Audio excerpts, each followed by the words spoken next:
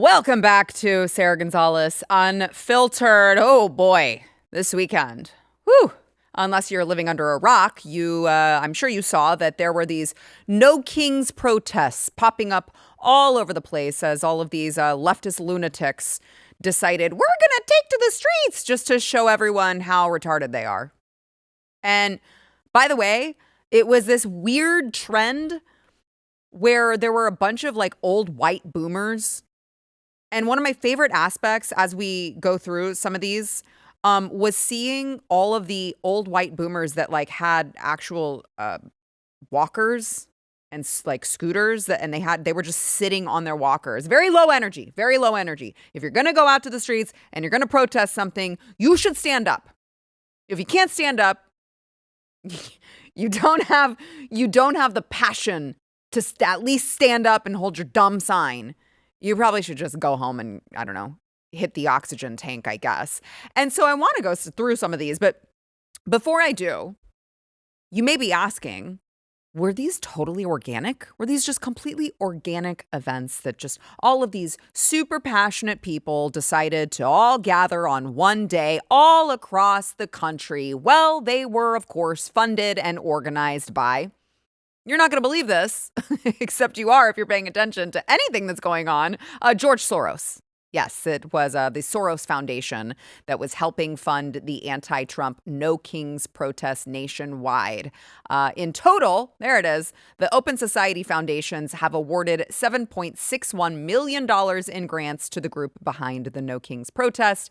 And of course, George Soros is the founder of Open Society Foundation. So when you go to their website, George Soros has actually donated over $32 billion of his own money to that foundation, which they then go on to fund all of these left-leaning, well, I shouldn't even say left-leaning, all of these leftist rags, Black Lives Matter, No Kings protests. We've got George Soros trying to fund the campaigns of all of these progressive prosecutors and progressive DAs. I mean, he has really, really been, even in the state of Texas, he has put millions of dollars into trying to change Texas blue.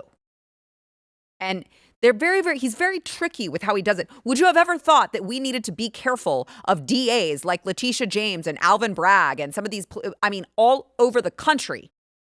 People aren't paying attention to those campaigns. George Soros is targeting them because he knows if he can get someone in there, install someone in there who can be lax on crime, he can get his wish. And so for that reason, the DOJ is looking to investigate the intentions of the foundation.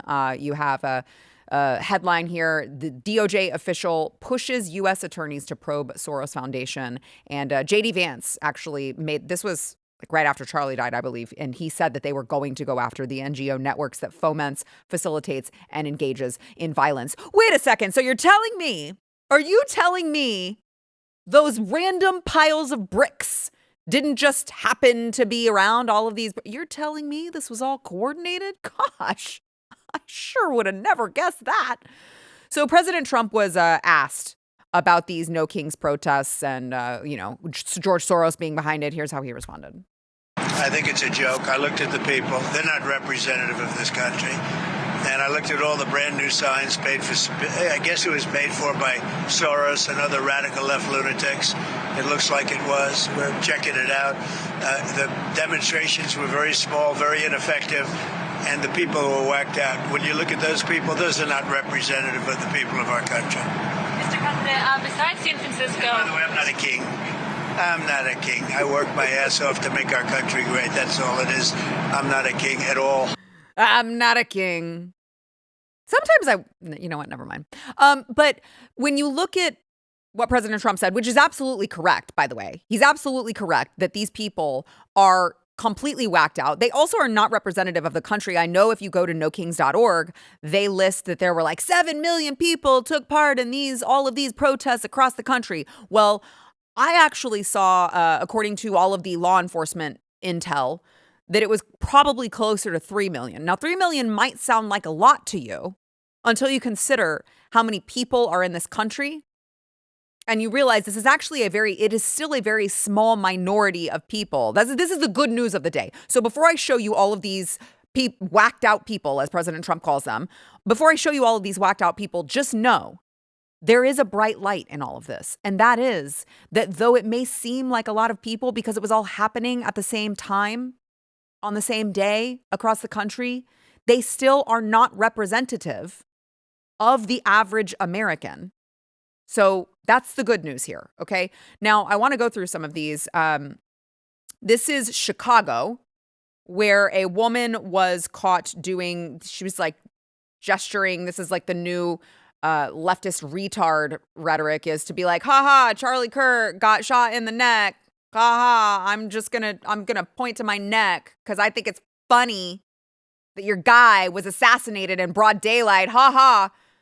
Anytime I see some of these people doing that exact thing, I'm like, who is this woman and why do I already know that she is somewhere in the public education system? It's always how it turns out. It's always how it turns out. Well, guess what? Lucy Martinez, hello. She's actually an elementary school teacher at Nathan Hale Elementary in Chicago Public School District. That is her.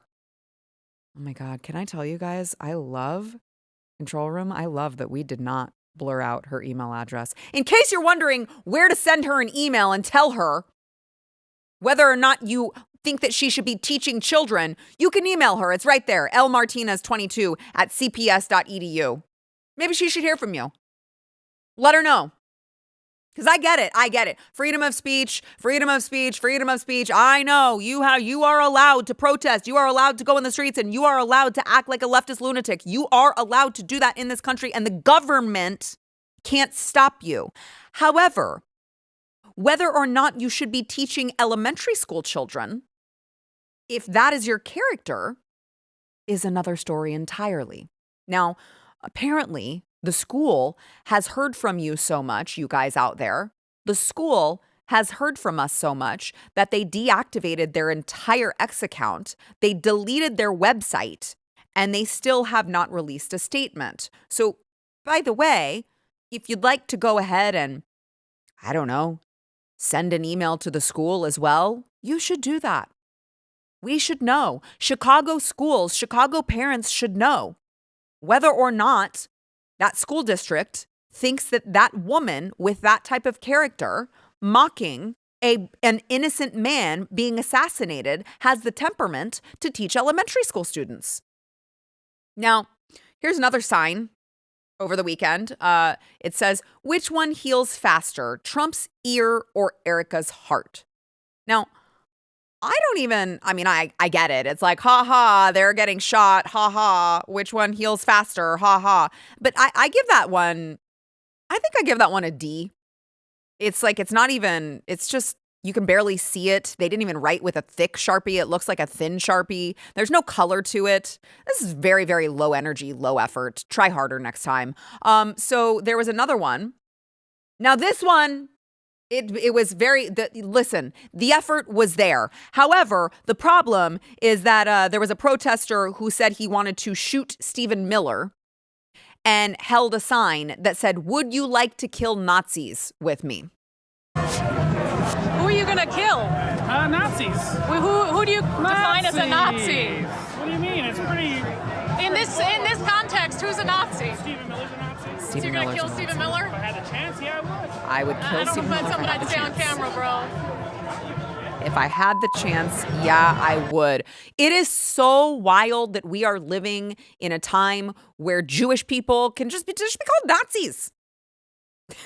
Like, no regard for whether or not it makes sense at all. It's just everyone I don't like is a Nazi. That's the argument now. Doesn't matter if it makes sense. He's a Nazi. Why? I can't tell you. But I want to kill him because I want to kill all Nazis because that's where we are in 2025, where we have this subset of the Democrat Party who think that this is an appropriate argument to make, an appropriate comparison to make. There was another one. You think that was the end of the violent rhetoric? Of course not. That's what the entire Democrat Party represents now. So here's a boomer who wore an 8647 shirt, and he's like, yeah, I want to kill Donald Trump. 8647, explain it to me. I like the colors. Kill the son of a bitch. Kill who? He's 47th president. Really? What's your name? Dick Safer. glad we got that on camera. I mean, it would be one thing. It would be one thing if we were not talking about this after President Trump already had 2 assassination attempts on his life and after our very own Charlie Kirk was killed. It would be one, because then it would be like, all right, it was rhetorical. We never thought that people would take us seriously. No, that's the point. That's the point of all of this. They saw that happen and it sparked them. They're like, oh, we could actually be successful more if we would just be encouraging this type of behavior more. It's sick. It is so sick. Now we have another one here. Let's see, a mentally ill libtard who called for ICE agents to get shot and wiped out whilst they're speaking in front of a crowd, not embarrassed at all to call for stuff like this. You gotta grab a gun. We gotta turn around the guns on this fascist system. These ICE agents gotta get shot and wiped out. The state machinery, that's a full display right there, has to get wiped out. Control room, I want to know where these particular events are taking place. It doesn't say. I'd like to know. I'd like for these cities to be called out. I realize Chicago is a shithole.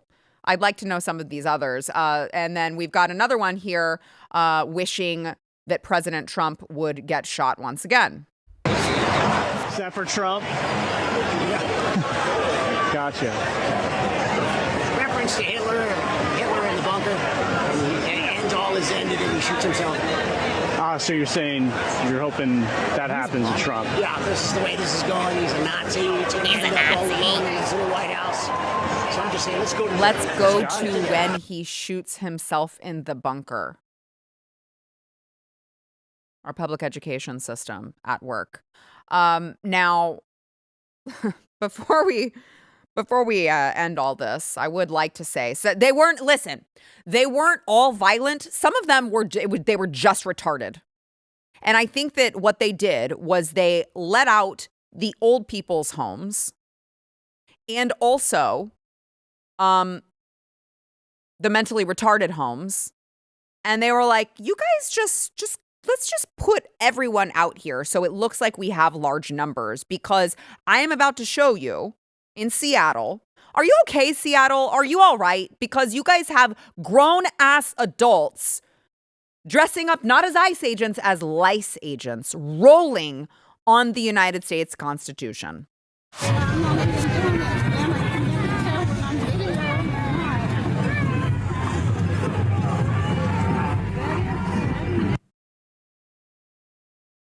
What the is wrong with these people?